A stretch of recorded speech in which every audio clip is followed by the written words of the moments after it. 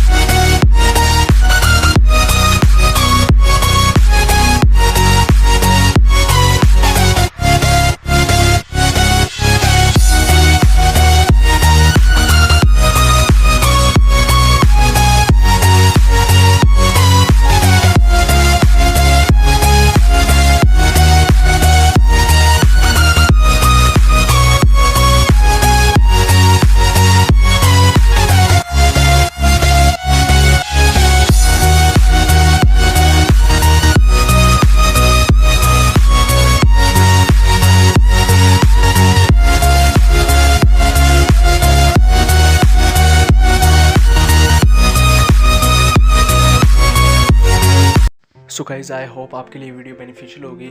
So please video को like कीजिए और चैनल को सब्सक्राइब करना ना भूलिए। सो गाइस, थोड़ा अपना सपोर्ट दिखाएं और चैनल को सब्सक्राइब कीजिए। मिलते हैं अगली वीडियो में।